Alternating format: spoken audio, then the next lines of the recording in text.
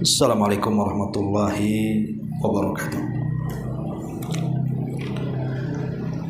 Alhamdulillah wassalatu wassalamu ala Rasulillah wa ala alihi wa sahbihi wa mawalah wa la hawla wa la quwwata illa billahi wa ba'd.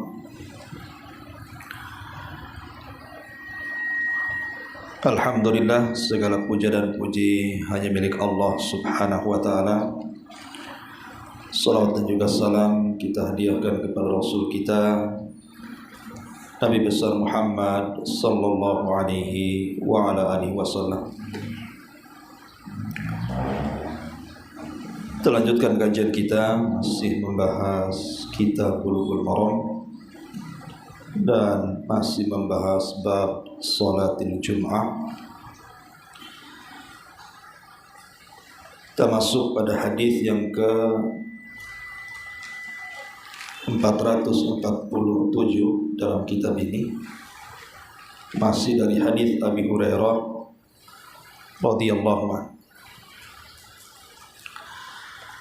An Abi Hurairah radhiyallahu anhu anna Rasulullah sallallahu alaihi wasallam dzakara yaumal jum'ati faqala fihi sa'atun la yuwafiquha 'abdun muslimun wa huwa qa'imun yusalli yas'alullaha 'azza wa jalla syai'an illa a'tahu iyyahu wa asyara biyadihi yuqalliluha muttafaqun alaihi wa fi riwayatin lil muslim wa hiya sa'atun khafifatun.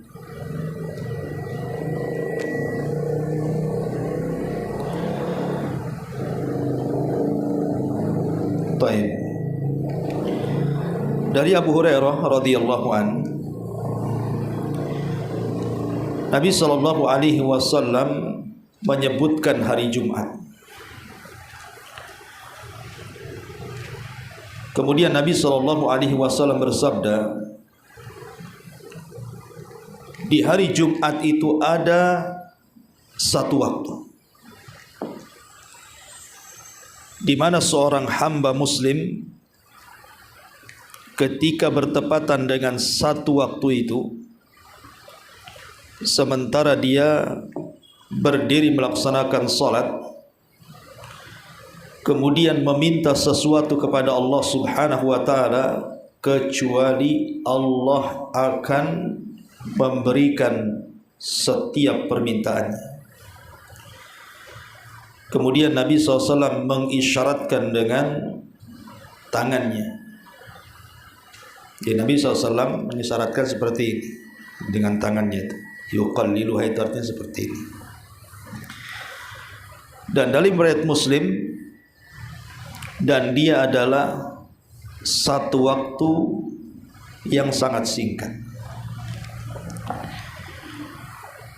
Kemudian hadis yang selanjutnya, an Abi Burdah an abihi qala sami'tu Rasulullah sallallahu alaihi wasallam yaqul hiya ma baina an yajlisal imamu ila an yuqda as-salatu. Rawahu Muslim wa rajjaha ad-Daruqutni annahu min qauli Abi Burdah. Dalam riwayat Abi Burdah dari bapaknya radhiyallahu anhu, dia mengatakan, aku mendengar Nabi sallallahu alaihi wasallam bersabda, waktu itu adalah antara duduknya imam, maksudnya khatib, sampai selesai salat Jumat. Hadis ini dikeluarkan Imam Muslim, tapi Imam Daruqutni menguatkan bahwa ini bukan perkataan Nabi, tetapi perkataan Abi Burdah radhiyallahu anhu. Wa fi hadits Abdullah bin Salam inda Ibnu Majah, dan dalam hadis Abdullah bin Salam yang dikeluarkan Ibnu Majah, wa Jabirin inda Abi Daud wa Nasa'i, dan juga riwayat Jabir yang dikeluarkan Abi Daud, An-Nasa' dan juga An-Nasa'i, annaha ma baina salatil asri ila ghurubi syamsi. Maksudnya waktu yang mustajab itu adalah setelah solat asar sampai terbenam matahari. Baik, ini feedback ini terlalu dekat apa ya?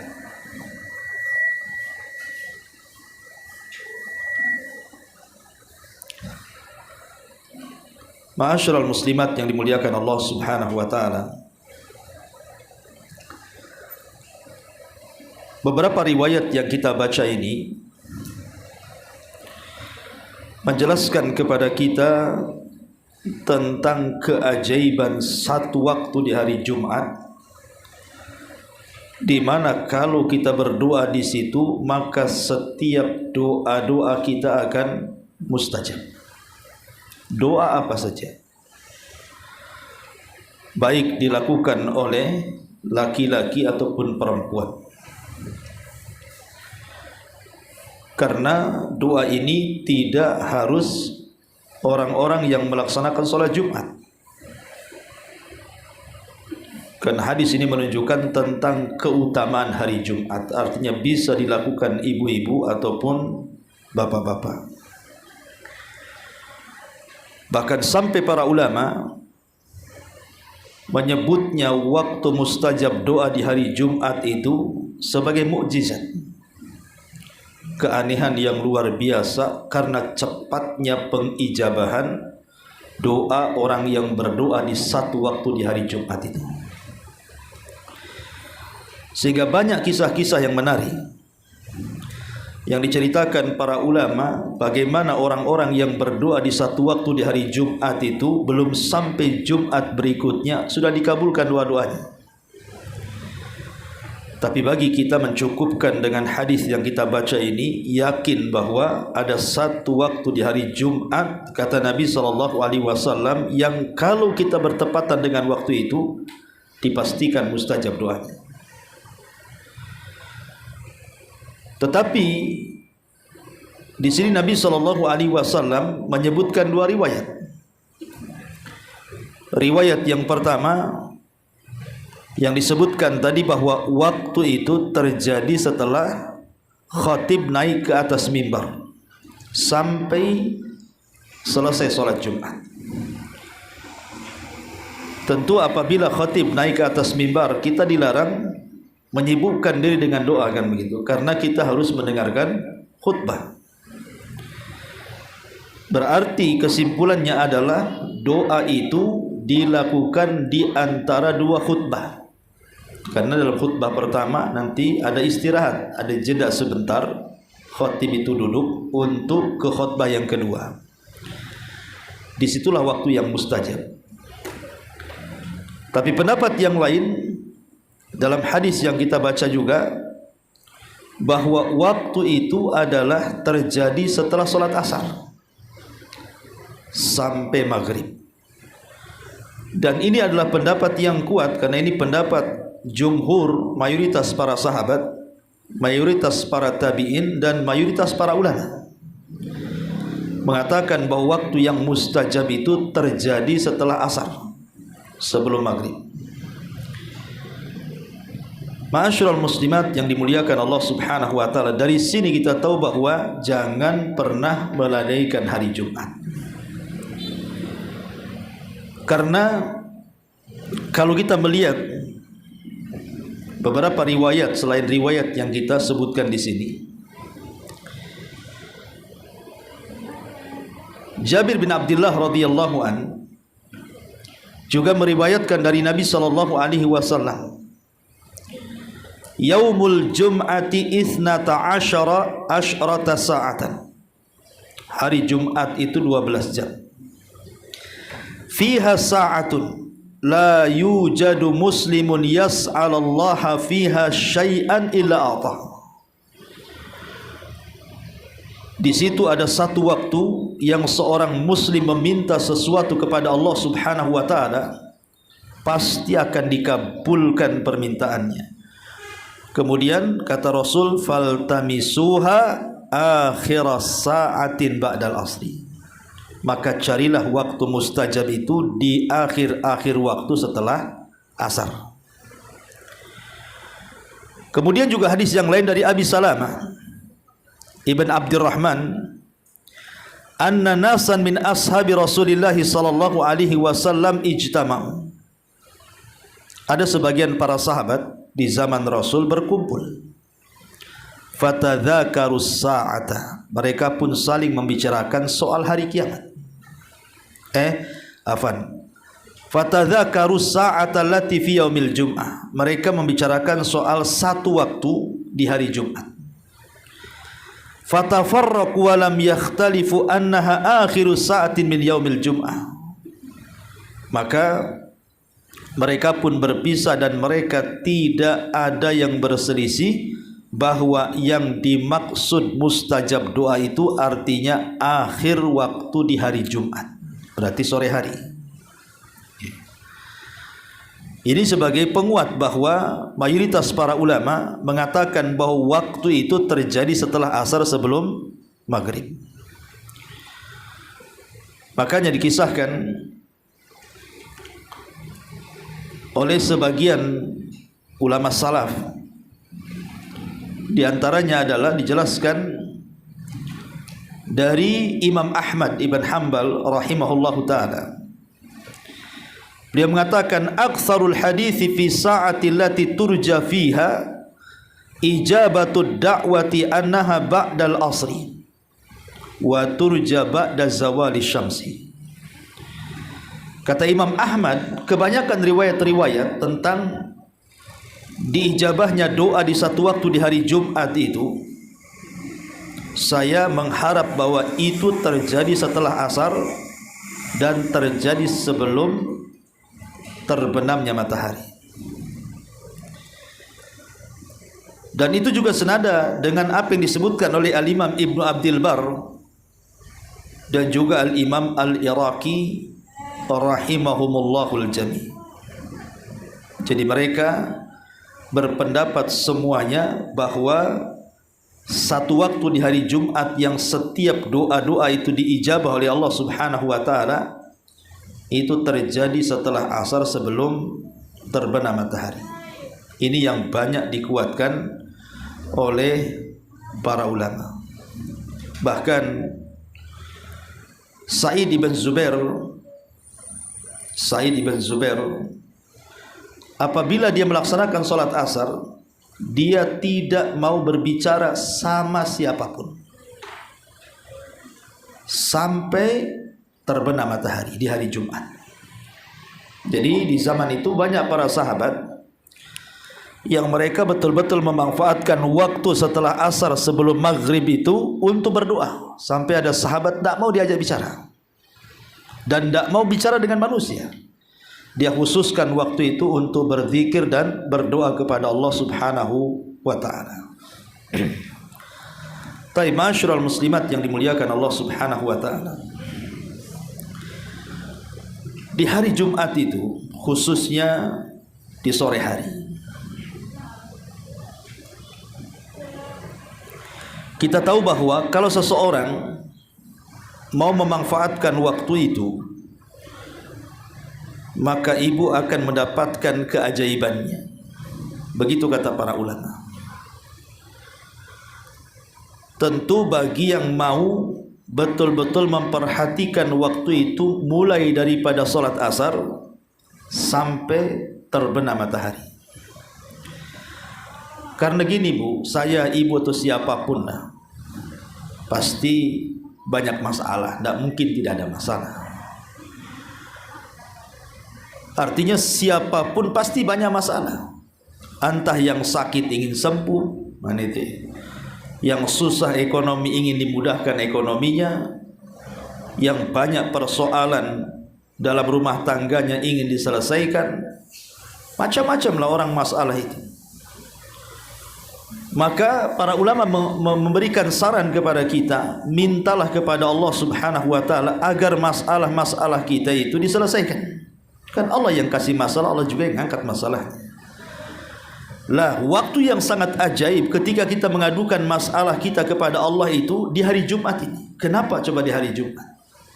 Karena Jumat sendiri adalah Sayyidul Ayyam. Memang pemimpinnya hari-hari. Allah jadikan Jumat itu hari sakral kaum muslimin. Sebagaimana Allah jadikan Sabtu hari sakral bagi Yahudi dan Ahad itu hari sakralnya orang-orang Nasrani. Artinya kita berdoa di hari sakral, di hari di mana Allah telah memuliakan hari Jumat untuk kita kaum muslimin. Ditambah-tambah, ketika datang waktu asar, asar itu adalah solat pertemuan para malaikat. Kata Nabi SAW dalam hadis Abi Hurairah radhiyallahu an yang muttafaqun alaihi, disepakati Bukhari Muslim. Kata Nabi SAW, yata'aqabuna fikumul malaikatul laili wa malaikatul nahar wa yajtami'una fi salati subhi wa salatil asri thumma ya'rujul ladhina batu fikum fayas'aluhumullah wa huwa a'lam bihim kaifa taraktum ibadi fayaquluna taraknahum wa hum yusallun wa atainahum wa hum yusallun. Kata Nabi SAW, ada malaikat-malaikat itu yang ditugaskan Allah Subhanahu wa taala, di mana mereka ditugaskan untuk mencatat kebaikan di siang dan juga di malam hari. Dan pertemuan malaikat yang mencatat di malam hari dengan pertemuan malaikat yang mencatat di siang hari itu adalah pada solat subuh dan solat asar. Jadi solat asar itu pertemuan para malaikat yang mencatat amal. Jadi ketika malaikat siang ini turun di waktu subuh, kemudian mencatat amal apa saja yang kita lakukan dari kebaikan, entah siang itu ibu baca Quran, berzikir, solat, silaturahim, sedekah, atau apa saja dicatat malaikat itu. Kemudian datang waktu solat asar, kita menegakkan solat asar, lah malaikat-malaikat itu naik ke langit. Di waktu yang sama, malaikat yang mencatat kebaikan di malam hari turun saat manusia sedang solat asar. Jadi manusia sedang solat asar itu, malaikat siang naik ke langit untuk melaporkan apa yang ia catat, malaikat malam turun bersamaan. Makanya kenapa solat asar itu dapat dua catatan. Pertama dicatat oleh malaikat siang, yang kedua dicatat oleh malaikat malam. Dan disitulah pertemuannya. Makanya Rasul mengatakan wa yajtami'una fi salati subhi wa salatil asri. Mereka berjumpa di salat subuh dan salat asar. Kemudian mereka pun naik dan melaporkan catatannya. Kemudian Allah bertanya kepada mereka, dan Allah sudah tahu, tapi Allah ingin bertanya saja, apa yang kalian tinggalkan, sedang apa hamba-hambaku? Maka mereka mengatakan, kami meninggalkan mereka sedang solat, dan kami datang pun mereka sedang solat. Artinya kami meninggalkan mereka sedang solat asar, dan kami mendatangi mereka sedang solat subuh. Itu asarnya itu sendiri. Bahkan solat asar itu akan berbeda dengan solat-solat yang lainnya, karena Allah Subhanahu wa taala ketika berfirman hafidhu ala salawati was salati al wusta, jaga oleh kalian 5 waktu salat kecuali salat wusta. Jumhurul ulama mufassirin mengatakan yang dimaksud salat wusta itu salat asar. Alasannya berdasarkan nas. Nabi yang bicara soal itu ketika perang Khandaq. Ketika Nabi SAW menjaga parit, Rasul tidak sempat sholat asar karena kalau parit ditinggalkan musuh masuk. Sehingga Rasul akhirnya tetap menjaga parit sampai waktu maghrib. Dia belum sholat asar. Baru kemudian Rasul sholat asar di waktu maghrib. Maka Rasul marah dan mengatakan, semoga Allah memasukkan api ke dalam kuburan dan rumah-rumah mereka karena mereka sudah mengakhirkan aku dari salat wusta. Berarti yang mengatakan asar wusta itu adalah Nabi. Makanya jumhur ahli tafsir mengatakan ayat Al-Quran yang mengatakan jaga oleh kalian 5 waktu salat, terutama salat wusta, maksudnya salat asar. Dari sini kita tahu bahwa salat asar itu penentu semua salat. Makanya wajar kalau Rasulullah SAW dengan tegas dan keras mengatakan, man taraka salatal asri faqad habita amaluhu. Siapa yang meninggalkan salat asar, dalam riwayat secara sengaja, maka habis amalannya. Hanya semata-mata meninggalkan salat asar secara sengaja, habis amalan kita. Bahkan dalam riwayat Nabi SAW mengatakan, barang siapa yang meninggalkan salat asar, maka dia telah kehilangan harta dan keluarganya. Faqad watara ahlahu wa malah. Dia telah kehilangan harta dan keluarganya. Lihat, sampai Nabi SAW memfokuskan salat asar, terutama salat asar di waktu Jumat. Ya, terutama di hari Jumat. Jangan sampai kemudian orang itu meninggalkan sholat asar tepat waktu. Baru kemudian setelah sholat asar, sebelum kita berdoa, di sana kan ada namanya zikru al-sabah wal masa, zikir pagi dan petang kan. Maka cobalah baca dulu zikir itu. Memang ada yang berpendapat seperti Syekh bin Baz mengatakan zikir petang itu bisa dilakukan setelah asar dan bisa dilakukan setelah maghrib. Jadi kalau seandainya tidak sempat setelah asar, maka boleh dibaca setelah maghrib sampai isya. Jadi waktunya agak panjang. Tapi sebaiknya baca setelah asar, karena itu waktu mustajab doa masalahnya. Dan pada zikir petang itu kan banyak doa-doa di situ tuh. Maka sebaiknya baca setelah asar sampai maghrib. Ya.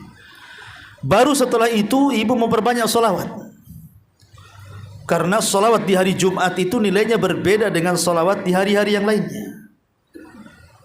Bahkan Nabi SAW sangat menganjurkan sholawat di hari Jumat dengan hadisnya secara khusus. Disuruh memperbanyak sholawat di hari Jumat itu. Bahkan Nabi SAW mengatakan, man shalla alayya salatan sallallahu alaihi biha asyra. Barang siapa yang salawat 1 kali kepadaku, maka Allah akan bersalawat kepada dia 10 kali. Maksudnya gimana? Makna salawat itu, Bu, kalau ibu membaca Allahumma sholli ala Muhammad, apalagi ibu membaca seafdol-afdolnya salawat. Apa seafdol-afdolnya salawat? Salawat Ibrahimiyah. Itu seafdol-afdolnya salawat. Ketika Rasul ditanya soal salawat yang paling afdol, maka Rasul menyebutnya salawat Ibrahimiyah. Salawat yang ibu biasa baca dalam tasyahud. Itu namanya salawat Ibrahimiyah. Allahumma sholli ala Muhammad wa ala ali Muhammad kama shallaita ala Ibrahim wa ala Ibrahim. Ya. Jadi arti salawat itu artinya kita berdoa kepada Allah Azza wa Jal agar Allah memuji Nabi kita di atas langit sana. Jadi agar Allah memuji Nabi kita di hadapan Jibril, di hadapan Mikail, di hadapan Israfil, di hadapan seluruh malaikat yang ada di langit. Itu makna kalau kita mengucapkan Allahumma sholli ala Muhammad. Kita meminta kepada Allah agar Allah terus memuji Nabi kita di langit. Lah sesiapa yang bersalawat kepada Rasul meminta agar Allah memuji Nabi kita di hadapan para malaikat 1 kali, maka Allah akan memuji kita 10 kali. Jadi Allah akan memuji ibu di hadapan para malaikat, di hadapan Jibril, di hadapan Mikail, di hadapan Israfil, di hadapan seluruh malaikat. Nama ibu dipuji-puji di sana. Bukan 1 kali, 10 kali. Karena salawat kita 1 kali kepada Nabi. Gimana kalau ibu ulang-ulang salawat itu? Berarti Allah terus memuji kita di hadapan para malaikat. Ini kan sebuah kebanggaan harusnya. Makanya orang kalau tidak paham salawat, maksudnya keutamaan salawat itu maksudnya gimana keutamaan salawat itu? Orang tidak terangsang untuk bersalawat. Tapi kalau orang sudah tahu, wah kalau saya mengucapkan Allahumma sholli ala Muhammad, berarti nama saya sedang disebut-sebut Allah itu di hadapan malaikat, di hadapan Jibril lagi, di hadapan Mikail, di hadapan Israfil, di hadapan Malakul Maut, di hadapan seluruh malaikat yang ada di arsy dan seluruh malaikat yang ada di langit. Nama kita harum di sana. Baru setelah itu ibu berdoa. Doa setelah asar sebelum maghrib itu mustajab. Ibu meminta di situ. Kalau ibu sakit minta disembuhkan, ibu susah ekonomi yang minta dilancarkan, ya, ibu ada masalah yang minta diuraikan. Terserah ibu, umpamanya anak nakal supaya minta anak itu diberikan hidayah. Suami mungkin belum sholat, belum apa, minta kepada Allah hidayah. Orang tua belum sadar, minta kepada Allah hidayah. Itu waktu mukjizat doa itu. Ulama mengatakan mukjizat doa. Kenapa? Karena mujarab. Mujarab itu artinya terbukti gitu maksudnya. Dan itu banyak kisah-kisah. Kalau saya mau ceritakan kisah-kisah tentang mustajab doa di hari Jumat itu luar biasa yang dikisahkan para ulama. Sampai salah satu kisah itu seorang syekh bercerita. Jadi ada seseorang pengendara mobil gitu ya. Sekencang-kencangnya dia lari, tiba-tiba remnya blong. Dan itu di waktu menjelang maghrib, ya. Dan itu waktu mustajab. Jadi dia teringat bahwa Nabi SAW mengatakan bahwa di hari Jumat, karena ketepatan kejadian itu di hari Jumat, bahwa di hari Jumat itu ada satu waktu yang bertepatan. Kalau dia berdoa dengan waktu mustajab doa, pasti Allah kabulkan. Jadi terlintaslah dia hadis itu, langsung dia berdoa kepada Allah agar minta diselamatkan. Subhanallah, betul-betul mobil itu tabrakan, hancur, hampir 99% remuk mobil itu. Harusnya orang itu mati karena melihat kondisi mobil, tapi Allah Subhanahu wa taala selamatkan nyawanya. Ya, itu salah satu keajaiban orang yang berdoa di hari Jumat, tepatnya di waktu yang sedang mustajab. Ya. Ma'asyiral muslimat yang dimuliakan Allah Subhanahu wa taala, intinya bahwa ini waktu yang ajaib. Jangan pernah meninggalkan doa di hari Jumat. Tentu yang namanya doa itu kan juga harus ada sebab-sebab ijabahnya juga, bukan hanya sekedar berdoa kan begitu ya. Ada namanya asbab al-istijab ad-doa namanya. Kalau ada orang yang mengatakan, Ustaz saya sudah berdoa loh setiap asar sebelum maghrib, kok sampai hari ini kok belum dikabulkannya? Katanya ulama mengatakan itu waktu mukjizat. Ada 4 perkara yang ibu harus paham. Pertama, boleh jadi Allah Subhanahu wa taala belum mau mengijabah doa kita karena kita bukan termasuk orang-orang yang layak untuk dijabah doa. Disebabkan karena tidak mengambil sebab-sebab pengijabah doa. Masih kurang syaratnya, gitu maksudnya ya. Karena kurang syaratnya itulah akhirnya Allah tidak kabulkan. Yang kedua, tenang. Allah itu mendengar doa kita, tidak mungkin tidak mendengar. Allah itu sami, mendengar, maha mendengar, dan sifatnya mendengar doa-doa kita. Allah itu mendengar dan akan mengijabah doa kita lambat ataupun cepat. Pasti dikabulkan oleh Allah Subhanahu wa taala. Yang jelas jangan kita mengeluarkan kalimat istijal. Kalimat istijal itu kenapa dan kenapa. Kenapa saya sudah berdoa kok tidak dikabulkan? Kenapa saya sudah berdoa kok dikabulkan? Jangan ucapkan kalimat itu. Justru ucapan itulah yang menghalangi doa dikabulkan. Kemudian yang ketiga, boleh jadi bukan berarti Allah tidak mengijabahi doa kita. Sebenarnya Allah sudah ijabah doa kita, tetapi Allah kabulkan di luar permintaan kita. Kita minta lain, pengabulannya lain. Kita minta rumah, tetapi pengabulannya kita pula kemudian dihindarkan dari bahaya. Bisa saja seperti itu. Atau boleh jadi Allah Subhanahu wa taala belum mengijabah kita itu karena sebuah kemaslahatan. Sebab kalau seandainya dia miskin tiba-tiba dikayakan mendadak, bisa kufur dia. Ataupun mungkin kalau dia sedang sakit dicepatkan segera, mungkin bisa saja melampaui batas, kembali kepada kemaksiatannya kan gitu. Maka itu kemaslahatan kita. Kenapa Allah lambatkan pengabulannya? Untuk kemaslahatan kita. Boleh jadi kita belum siap. Betapa banyak orang yang miskin jadi kaya akhirnya melampaui batas. Berapa banyak orang sakit disembuhkan akhirnya maksiat lagi. Sengaja ada maslahat yang baik untuk kita, ambil hikmah di balik itu. Ataupun yang terakhir, boleh jadi sebenarnya Allah kabulkan tapi tidak di dunia, di akhirat, untuk meningkatkan kita di sorga. Tingkatan-tingkatannya nanti Allah akan tinggikan lagi di sorga. Tetapi yang jelas bahwa dalam doa itu yang harus ibu lakukan yang pertama kali, harus ada keyakinan. Kalau tidak yakin percuma. Berdoa itu tuh apa kalau nggak yakin? Jadi ibu berdoa di hari Jumat itu sebelum maghrib, setelah asar itu harus ada keyakinan itu waktu mustajab. Makanya dalam bentuk keyakinan itu seperti apa? Ulama mengatakan, coba ibu luangkan waktu 1 jam sajalah dari asar ke maghrib itu. Luangkan waktu. Hindarkan perkara-perkara yang melalaikan. Sudah, jangan pegang handphone, tinggalkan handphone. Jangan nonton TV, tinggalkan TV. Jangan membaca koran, majalah atau yang semacam, tinggalkan itu semuanya. Pokoknya betul-betul hal-hal yang akan melalaikan itu dalam 1 jam itu fokuslah. Jangan ada hal-hal yang melalaikan. Tidak megang handphone, tidak nonton, tidak ini, tidak itu. Pokoknya murni memang ibu niat memang 1 jam itu tidak boleh ada yang mengganggu. Masuk ke tempat musola ibu dalam rumah, duduk di sajadah ibu, mulailah ibu berdoa di situ. Itu menunjukkan kalau ibu itu yakin itu waktu mustajab. Dan tidak harus juga berdoa itu di rumah, di mana saja. Ya, di jalan, di mana saja, asal fokus. Tapi maksudnya untuk menunjukkan bahwa waktu itu adalah waktu yang sangat mustajab doa dan kita yakin, bentuk keyakinannya itulah kita menghilangkan semua yang melalaikan tadi. Jadi ketika kita menghilangkan yang melalaikan tadi, itulah bentuk yakinnya kalau doa itu adalah mustajab.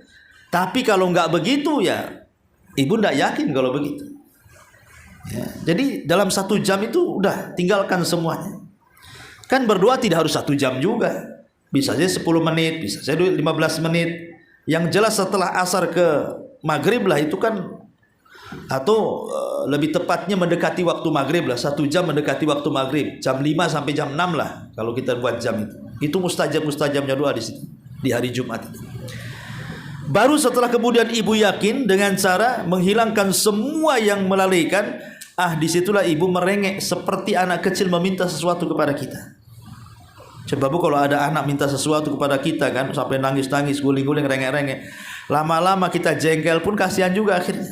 Itu kepada sesama makhluk tuh.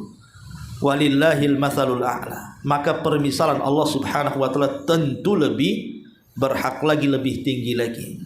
Dan jangan pernah bosan. Jangan pernah bosan untuk terus-terusan berdoa di Jumat itu, karena Allah tidak akan bosan dengan kita. Kita yang bosan dengan Allah. Ya. Kemudian juga adanya tadar wal inkisar. Bukan hanya merengek seperti itu. Maksudnya betul-betul posisi ibu itu sebagai hamba sedang berhadapan dengan tuannya, Allah Subhanahu wa taala. Artinya berdoalah dalam kondisi kita itu betul-betul seolah-olah kita ini berhajat kepada Allah, tidak menyombongkan diri. Kemudian juga penuh keikhlasan. Yang jelas di dalamnya tidak ada doa yang mengandung unsur dosa ataupun memutus silaturahim. Tidak boleh. Kalau itu sudah tidak boleh lagi. Karena kalau doa ada unsur dosa, itu bukan doa maksiat nanti jatuhnya. Ya. Betul-betul murni doa itu bukan dalam rangka ada unsur dosa ataupun mutus silaturahim, tidak. Ya. Pamannya Allah Subhanahu wa taala takdirkan ibu punya usaha disaingi oleh orang lain, akhirnya usaha ibu jadi sepi. Sepinya usaha ibu itu sebenarnya bukan karena saingan, karena rezeki orang itu kan sudah masing-masing. Cuman terkadang setan memberikan was-was kepada kita, akhirnya menanamkan sifat hasan, seolah-olah dia yang menyaingi rezeki kita kan. Maka harusnya ketika itu kita berdoa kepada Allah, alhamdulillah Allah berikan rezeki kepada saudara kita sebelah, tapi ya Allah berikan rizki kepada saya yang jauh lebih baik dibandingkan dia. Gitu maksud. Kan gitu doanya harusnya. Ya Allah, saya berterima kasih Engkau sudah memberikan rizki kepada sebelah saya, tapi ya Allah berikan rizki yang sama yang jauh lebih baik dibandingkan dia kepadaku. Harusnya begitu. Itu menghilangkan hasad namanya.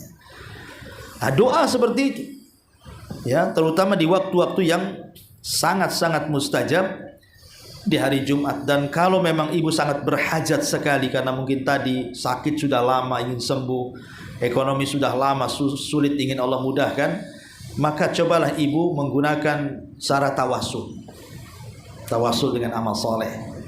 Ya, mungkin ibu bisa ngomong dengan Allah, ya Allah, dulu aku pernah sholat malam sendirian. Kalau ini bentuk keikhlasan saya gitu ya, maka saya berhajat hari ini, tolong kabulkan doa saya. Dan amal soleh apa saja lah, terserah. Makanya kenapa pentingnya jangan pernah meremehkan sekecil apapun amal soleh, karena bisa saja yang kecil-kecil itu bisa digunakan untuk tawasul. Karena namanya amal remeh itu kan lebih mendekati ikhlas dibandingkan amal yang berat, cenderung riya. Ya, jadi amal-amal yang kecil itu yang sebenarnya bisa digunakan untuk tawasul tuh. Ya, makanya penting sekali. Intinya bahwa ini waktu yang luar biasa, jangan pernah ditinggalkan. Itulah hadis yang kita baca di sini, bahwa waktu itu adalah di antara dua khutbah, tetapi kebanyakan para ulama waktu yang mustajab doa di hari Jumat itu setelah asar sebelum maghrib atau mendekati ke waktu maghrib. Taib ma'asyiral muslimat yang dimuliakan Allah Azza wa Jalla. Dan doa sendiri sebenarnya tidak ada ruginya orang berdoa itu. Tidak mesti juga di asar di hari Jumat kan. Bahkan di hari Jumat di jam berapa saja sebenarnya itu doa bagus. Mau ibu mau di hari Jumat paginya, di hari Jumat siangnya, di hari Jumat malamnya, semua doa di hari Jumat itu luar biasa bu nilainya. Tetapi maksudnya kan dihususkan di asar sebelum maghrib gitu ya, ataupun ada yang berpendapat di antara dua khutbah. Ketika terjadi perselisihan para ulama seperti ini bu, akhirnya terjadi seperti Lailatul Qadar jadinya. Kecuali kalau Rasul mengkhususkan, oke, pada asar, jelas, nggak ada khilaf ulama kan. Lah ketika terjadi khilaf ulama, seolah-olah kita belum tahu di jam keberapa tuh. Tapi kalau seandainya kita gunakan doa itu pokoknya pagi, siang, sore, malam, maka persis seperti kita mencari Lailatul Qadar. Kalau kita hidupkan nih, mulai dari tanggal 20 malam Ramadan sampai selesai bulan Ramadan, dipastikan kita dapat Lailatul Qadar. Begitu juga doa di hari Jumat. Tetapi tentu dari semua waktu di hari Jumat itu waktu yang mendekati ya, mendekati ijabah doa menurut pendapat mayoritas para ulama adalah setelah asar sebelum maghrib atau di antara dua khutbah. Ya. Adapun secara umum ya, keutamaan doa sendiri saya akan sebutkan secara singkat 10 perkara. Satu, bahwa berdoa itu dalam rangka mentaati Allah dan Rasulnya. Allah yang merintahkan kita berdoa, Rasul yang merintahkan kita berdoa kepada Allah. Idza sa'alta fas'alillah wa idza sta'anta fasta'in billah. Yang kedua, doa itu ibadah. Walaupun tidak dikabulkan enggak masalah, kan dapat pahala kita. Ya. Tapi tidak mungkin Allah tidak mengabulkan doa kita. Yang ketiga, doa sendiri adalah sesuatu yang sangat mulia. Dari semua ibadah yang Allah perintahkan, tidak ada ibadah yang lebih mulia dibandingkan doa. Karena Rasul yang mengatakan laisa syai'un akram indallahi minad du'a. Tidak ada sesuatu yang lebih mulia di sisi Allah melebihi doa. Yang keempat, doa sendiri adalah sebab mencegah murkanya Allah. Karena Rasul mengatakan malam yas'alillah yaghdab alaihi, siapa yang tidak meminta kepada Allah, Allah akan murka kepadanya. Berarti orang yang terus berdoa menghilangkan murkanya Allah. Karena Allah kalau sudah murka bu, ibu dibuatnya sakit, ibu dibuatnya susah, ibu dibuatnya sempit, kan begitu. Kemudian yang nomor 5, doa sendiri adalah selamat dari al-ajzi wal kasal. Orang yang berdoa itu hakikatnya menghindarkan diri dari sifat lemah dan malas. Karena Rasul yang mengatakan selemah-lemah manusia adalah orang yang lemah dari doa, dan sebakhil-bakhilnya manusia adalah orang yang bakhil mengucapkan salam. Kemudian yang nomor 6, doa sendiri bisa mencegah bala. ada perkataan Imam Ibnul Qayyim mengatakan, "Wad-du'a'u min anfa'il adwiyati." Doa itu seutama-utama mendatangkan obat. Wa huwa aduwwul bala. Dan dia adalah musuhnya musibah. Dengan doa yadfa'uhu bisa mencegah musibah. Wa yu'alijuhu bisa mengobati musibah. Wa yamna'u nuzulihi dan bisa mencegah nuzuluhu datangnya musibah. Wa yarfa'uhu dan mengangkat musibah. Au yukhafifu bahkan meringankan musibah apabila sudah turun. Dan dia adalah senjata seorang mukmin. Bayangkan, doa ini mencegah musibah sebelum, sedang, dan telah, kan itu. Sebelum datang bisa dicegah. Ketika dapat musibah bisa diangkat. Setelah musibah maka akan dijauhkan. Nah, itulah manfaat doa, kata Imam Ibnul Qayyim rahimahullahu ta'ala. Dan yang nomor 7, doa sendiri adalah bentuk kebersamaan Allah dengan kita. Berdasarkan sabda Rasul, ana inda dhanni abdi bi wa ana ma'ahu idza da'ani. Saya bersama prasangka hambaku kepadaku, dan saya akan bersama hamba itu selama dia berdoa kepadaku. Yang nomor 8, doa sesuatu yang sangat dicintai Allah subhanahu wa ta'ala. Dan yang nomor 9, sebab lapangnya dada itu adalah doa. Kalau ibu sempit dadanya, berdoa, maka Allah akan lapangkan dadanya. Dan yang terakhir, sebab istiqomah. Kalau kita ingin istiqomah, maka lakukan doa. Allahumma ya muqallibal qulub, tsabbit qalbi ala dinik. Ma'asyiral muslimat yang dimuliakan Allah Azza wa Jalla, inilah diantara keutamaan doa di hari Jumat berdasarkan beberapa riwayat yang kita baca di sini. Tapi ada sedikit faedah, ya, sebelum kita tutup. Ada orang-orang yang mereka dianggap rugi apabila datang di hari Jumat, karena mereka tidak mengetahui tentang keutamaannya. Padahal hari Jumat itu kan datangnya seminggu sekali. Harusnya yang datang seminggu sekali, apabila datang harinya, harusnya kita pandai memanfaatkan. Karena belum tentu ketika Jumat ini kita temui, Jumat depan itu kita bisa lalui. Bisa saja meninggal sebelum itu. Makanya ulama mengatakan ada kesalahan-kesalahan fatal yang dilakukan khususnya di hari Jumat, dan itu bisa menjadikan hidupnya sulit, baik di dunia ataupun akhirat, karena dia telah meluputkan pahala yang sangat besar. Bahkan ketika dia melakukannya terancam dengan azab, tidak di dunia, di kuburan, bahkan pada hari kiamat dicabut berkahnya di dunia, kemudian di kuburan diancam dengan azab kubur, kemudian di akhirat diancam pula dengan neraka, dan diancam pahalanya digugurkan. Siapa mereka? Ya. Pertama, orang yang tidak sholat Jumat. Makanya banyak bapak-bapak itu yang mereka tidak sholat Jumat. Bahkan ada seorang ummahat tuh ngeluh ke saya, Bu, mungkin dia sudah hijrah tapi suaminya belum. Ya, sudah sholat 5 waktu, tidak pernah Jumat pun tidak mau ke masjid. Tidak mau ke masjid, sampai dia mau cerai aja lah Ustadz, katanya. Saya mau gugat cerai aja. Dia, saya bilang jangan dulu, coba berdoa dulu.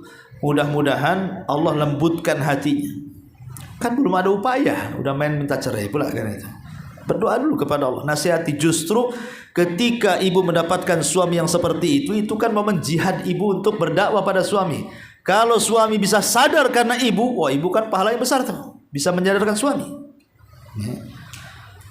Karena Nabi SAW mengatakan, man taraka thalatha juma'atin min ghairi udrin kutiba minal munafikin. Siapa yang meninggalkan sholat Jumat berturut-turut 3 kali, maka dicatat dia sebagai orang munafik. Kalau 3 kali berturut-turut meninggalkan Jumat bagi laki-laki, maka dicap sebagai munafik, dan hatinya tidak akan bisa dapat nasihat kecuali karena hidayah Allah. Yang kedua, tidak bersegera ke masjid. Jadi ibu kalau punya suami, kalau sudah jam-jam 10 gitu ya, ingatkan, ya, suruh siap-siap. Jangan ibu biarkan saja, dorong suami itu supaya bersegera datang ke masjid. Kenapa? Karena Nabi SAW mengatakan, idza kana yaumul jum'ati kana ala kulli babin min abwabil masjidi malaikatun. Jadi apabila di hari Jumat, pada tiap-tiap pintu masjid itu ada malaikat yang membawa catatan dan menulis. Kemudian wa yaktubunal awwal fal awwal, malaikat akan menulis setiap orang yang masuk pertama kali, kedua, ketiga, keempat, dan begitu seterusnya. Kemudian kata Nabi SAW, fa'idha jalasal imam, kalau imam atau khatib sudah naik ke atas mimbar, tawaw suhufa, maka catatan malaikat akan ditutup, waja'u yastami'una dzikra, dan mereka pun masuk dan ikut mendengarkan khatib. Berarti di sini sayang kalau seandainya orang yang datang ke masjid sementara khatib sudah naik mimbar, dapat apa dia? Ya. Dan saya saksikan itu ya, sekarang seperti itu. Jadi jam-jam 11 masuk masjid kalau saya ada jadwal khutbah itu belum rame. Separuh itu belum penuh kadang-kadang. Anehnya ketika suara azan berkumandang, ketika khatib naik ke atas mimbar, wah datang dari mana itu? Tahu-tahu cepat aja penuh itu. Ya. Jadi yang tadinya mungkin sebelum khatib naik mimbar tuh separuh masjid belum penuh. Setelah azan saya naik ke atas mimbar, baru dari mana-mana datang tuh. Sebentar aja penuh tuh masjid itu. Buat apa Anda datang ke masjid? Saya menggugurkan sholat Jumat saja. Karena malaikat sudah menutup itunya, suhufnya itu. Catatannya sudah nggak ada lagi. Malaikatnya sudah duduk mendengarkan. Padahal Rasul mengatakan siapa yang saf pertama mendapatkan pahala seperti berkorban seekor unta, saf kedua seperti berkorban seekor sapi, saf ketiga seperti berkorban seekor kambing, saf keempat seperti berkorban dengan seekor ayam, kelima telur ayam. Sudahlah, setelah itu tidak ada lagi, sampai di telurnya saja lah. Ya. Kan rugi kalau seandainya seseorang luput sampai datang di Jumat itu telat. Ya. Kemudian yang ketiga, yang parah juga nih, dia datang awal-awal, ya, bagus dia seperti mendapatkan seekor unta gitu ya, atau mungkin di saf kedua atau ketiga. Tapi terkadang dia tidak punya adab ketika mendengarkan khutbah. Dia ngomong pula sama yang sebelahnya. Niatnya bagus. Pamannya ada yang rame, diamlah, ada khotib naik mimbar. Berarti orang ini tidak punya adab. Menegur orang saja, kata Nabi SAW, apabila di hari Jumat, maka idza takallamal imam, apabila imam sudah bicara, maka kita tidak boleh bicara. Sebab kalau bicara, fala jum'atalah, kita tidak dianggap Jumat. Ya. Nggak punya aturan, makanya penting belajar adab-adab hari Jumat itu supaya pahala Jumatnya tidak hilang. Hanya ngomong sama orang sebelahnya, diam dengerin. Apalagi yang menyibukkan dia dengar khutbah, handphone pula dia jauh-jauh dengan ini, kan lucu tuh. Ya. Udah tinggalkan, matikan handphone tuh kalau sudah masuk masjid. Karena dia akan kehilangan pahala Jumat yang luar biasa. Kemudian yang keempat, tidak mau bersalawat. Tadi saya sudah jelaskan. Rugi sekali orang yang tidak mau bersalawat. Karena Rasul yang mengatakan, aksiru minas salati alayya yaumal jum'ati wa lailatul jum'ah, perbanyak oleh kalian salawat di hari Jumat dan malam Jumat, kata Rasul. Karena jelas tadi keutamaannya. Rugi besar kok di hari Jumat enggak salawat itu. Kemudian yang nomor lima, tidak mau berdoa di waktu yang mustajab. Seperti kita yang jelasin ini. Kita ini ketemu Jumat satu kali, tapi tidak mau berdoa pula. Kan tidak harus mesti di masjid. Kita bisa berdoa sambil berjalan, berdoa di kantor, berdoa di rumah, di mana saja kan. Yang penting sisihkan waktu 10-15 menit, minta kepada Allah sesuatu yang kita hajatkan. Hajat kita banyak kok. Ya. Kenapa sombong pula kita tidak mau minta kepada Allah Azza wa Jalla? Itu luput waktu ijabah jadinya. Kemudian yang nomor 6, tidak mau bertobat. Itu waktu kita bertobat sebenarnya. Karena Adam itu ketika bertobat di hari Jumat, dan Adam diterima tobat pun ketika hari Jumat. Gara-gara kan Adam itu diciptakan hari Jumat, dimasukkan ke surga hari Jumat, dikeluarkan dari surga hari Jumat, diturunkan ke bumi hari Jumat, kemudian tobat, diterima tobatnya pun hari Jumat, dan diwafatkannya pun hari Jumat. Jadi hari Jumat itu luar biasa tuh. Ini waktu tobat, perbanyak istighfar. Jangan sampai kemudian di hari Jumat kita tidak membaca astagfirullah. Dan ulama mengatakan sebab ampunan itu 3. sebab ampunan itu 3. 1, doa yang diiringi harapan. Ibu berdoa kepada Allah dengan harapan dosa-dosa ibu diampuni. Yang kedua, istighfar yang disertai tobat. Bukan hanya mulutnya astagfirullah, tapi perbuatan meninggalkan dosa. Yang ketiga, tauhid yang disertai menjauhi kesyirikan. Karena tauhid itulah sebab pengguguran dosa. Kemudian agar tobat lebih diterima, 1, jujur dalam tobat. Bukan main-main. Jujur, betul-betul jujur dalam tobat. Yang ketiga, malu dari dosa. Malu dosa. Dengan cara apa malu dari dosa itu? Dengan cara mengingat dosa-dosa yang kita lakukan. Kemudian juga mengingat kasih sayang Allah, bahwa Allah telah menutupi dosa kita dari manusia. Jadi malu kepada Allah itu artinya kita malu dari dosa-dosa yang kita lakukan. Kemudian ingat kasih sayang Allah, bahwa banyak dosa yang kita lakukan Allah tidak bongkar aib kita kepada manusia. Kemudian yang ketiga, meminta kepada Allah agar hati kita bisa berubah. Karena kalau hati kita tidak bisa berubah, walaupun kita baca istighfar 1000 kali pun tetap kita ahli maksiat. Hanya hati yang dirubah Allah lah, dia akan menjadi hamba yang bertobat kepada Allah Azza wa Jalla. Kemudian yang nomor 7, jangan meninggalkan sholat subuh di hari Jumat. Sholat subuh di hari-hari yang lain tetap tidak boleh ditinggalkan. Tapi khusus di hari Jumat ini ada istimewa. Ada keistimewaan khusus. Karena Nabi SAW yang mengatakan, afdolus salawati indallah salat subhi yaumal jum'ati fi jama'atin. Seafdol-afdolnya salat di sisi Allah adalah salat Jumat, salat subuh di hari Jumat dan berjamaah. Bagi laki-laki, kalau perempuan kan di rumah. Tapi kalau perempuan ingin ke masjid tidak masalah. Karena sahabiah di zaman Rasul tidak ternukilkan riwayat mereka masuk ke masjid dan berjam bersama Rasul kecuali di hari di sholat subuh. Jadi sholat subuh itu sahabiah mereka datang ke masjid. Ya. Dan yang terakhir, tentunya jangan pernah menyibukkan jual beli ketika khatib naik ke atas mimbar. Bagi laki-laki tentunya. Kalau perempuan kan tidak wajib sholat Jumat, boleh dia jual beli. Maka kalau sampai 8 perkara ini menyibukkan kita, maka itu rugi dunia akhirat namanya. Ini kan hari Jumat itu kan datangnya seminggu sekali, ya, dan itu adalah pemimpinnya hari-hari. Adapun amalan bagi wanita, khusus bagi ibu-ibu ya, di hari Jumat ini. Ya. Pertama, Bu, jangan sampai di malam Jumat ibu begadang terlalu malam.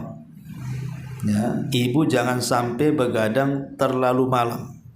Dikhawatirkan ibu tidak bisa sholat fajar subuh Jumat tidak tepat waktu. Umpamanya ibu tidurnya jam 1, bangun jam 6. Ini hari Jumat, kan rugi jadinya. Karena subuh di hari Jumat berbeda, saya sudah katakan tadi, dengan subuh-subuh di hari-hari yang lain.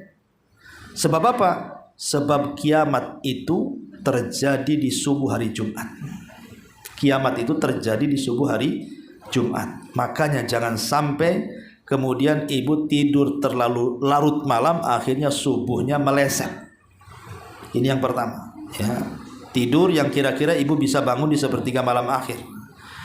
Yang kedua, setelah ibu sholat fajar, duduk di tempat sholat. Kalau bisa berzikir, baca Quran sampai terbit matahari. Lakukan sholat syuruk 2 rakaat. Di situ pahalanya sama dengan haji dan umrah secara sempurna.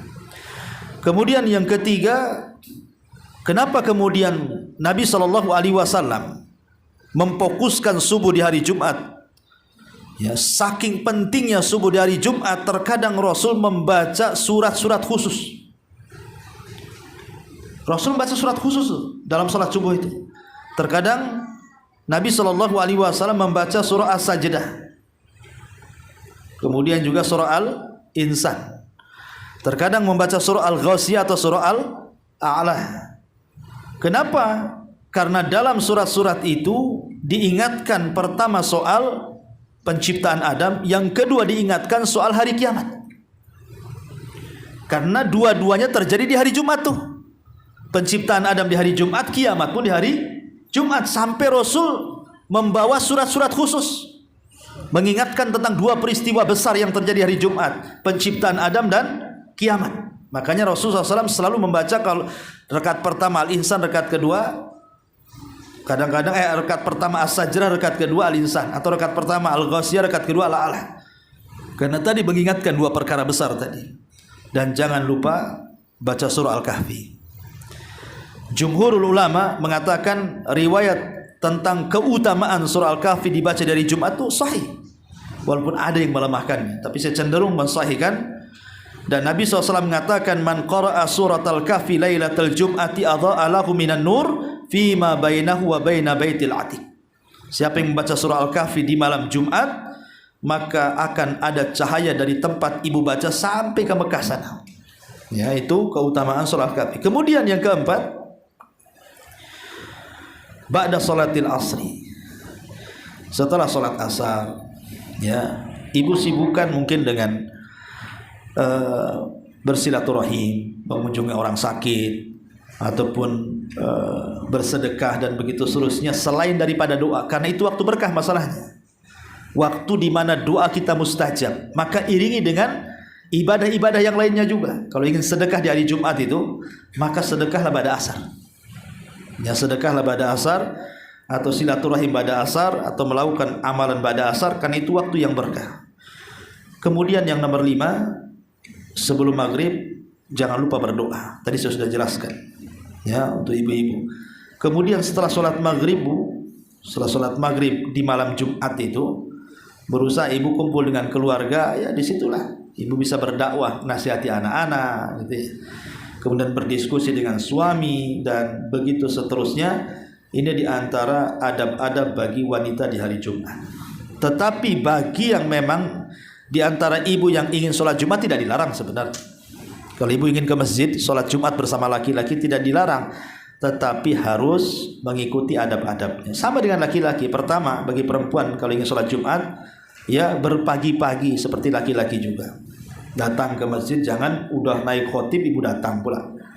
Kemudian yang kedua, ibu juga melaksanakan rakaat mutlak di masjid sampai khotib naik mimbar. Ya. Kemudian yang ketiga, kalau memang belum membaca surah Al-Kahfi, bacalah di masjid sambil khotib naik mimbar kan itu.